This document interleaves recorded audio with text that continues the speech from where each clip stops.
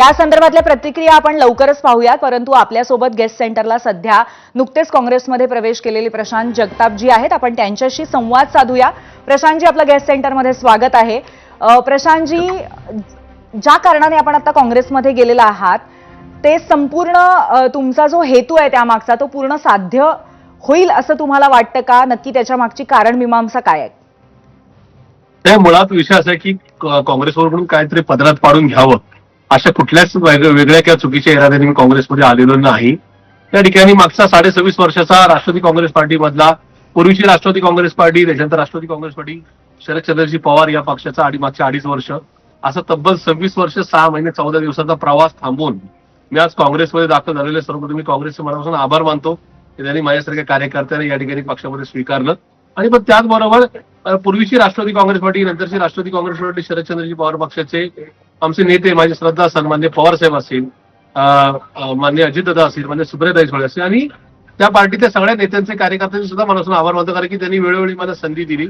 पण ही संधी देत असताना माझ्या वॉर्डातली, प्रभागातली, मतदारसंघातली ताकद सुद्धा त्या ठिकाणी पाहिली.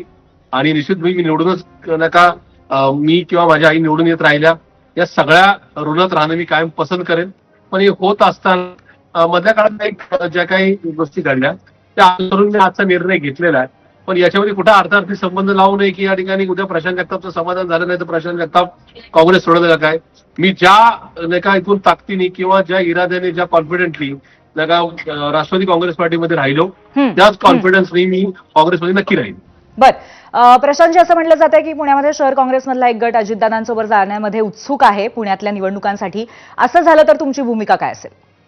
एक मुळात लक्षात घ्या, मी त्या राष्ट्रवादी बरोबरचा जो काही विषय चालला होता तो माझ्या राष्ट्रवादीच्या अध्यक्षपदाच्या काळात चालला होता. त्यामुळं त्या राष्ट्रवादी काँग्रेस पार्टीचा मी संस्थापक सदस्य होतो, किंबहुना आता मागे 4.5 वर्ष एक्झिस्टिंग अध्यक्ष होतो. तर टीम बांधल्यानंतर तिथं माझा काय श्रेय असला पाहिजे तो माझ्या पक्ष नेतृत्वासमोर होता. आता मी काँग्रेसमध्ये आज आलोय, काँग्रेसमध्ये माझा पहिला दिवस आहे. काँग्रेसच्या राज्याच्या किंवा देशाच्या नेतृत्वाने या ठिकाणी महायुतीतल्या कुठल्या घटक पक्षाबरोबर जावं किंवा नाही जावं हा माझा विषय नाही. काँग्रेसचं नेतृत्व जे निर्णय घेईल तो मला मान्य राहील. तिकडे 26.5 वर्षाचा एक्सपिरियन्स किंवा त्या ठिकाणी त्या ताकदीवर मी बोलत होतो. आज मी काँग्रेसमध्ये आल्यानंतर पहिल्याच दिवशी माझं म्हणणं अमुक आहे आणि तसंच ऐका अशा प्रकारचा बिलकुल आग्रह करणार नाही. एक काँग्रेसचा सर्वसामान्य कार्यकर्ता या नजरेतून काँग्रेस पक्ष जो निर्णय, जो प्रशांत जगतापजी, 26 वर्षांचा तुमचा हा सगळा प्रवास, तुम्ही केलेली मेहनत, हे सगळं सोडून काँग्रेसमध्ये येऊन आता इथून पुढे कुठेतरी से नसणं, म्हणजे सुरुवातीच्या काळामध्ये, हे सगळं तुम्हाला मान्य आहे का?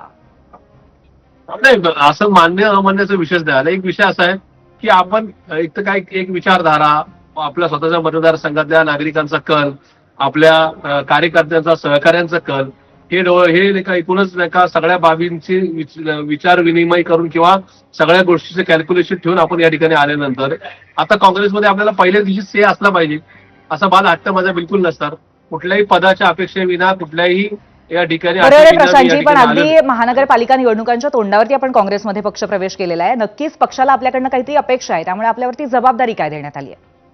नाही, या ठिकाणी आज जबाबदारी काहीच नाही. पण एक त्यांनी मला सांगितलंय, आता काँग्रेस विद्यमान शहराची आहे जी टीम मंडळी आहेत त्यांच्याबरोबर खेळीमेळीच्या वातावरणामध्ये आपण पुणे महापालिकेच्या निवडणुकीला सामोरं जावं.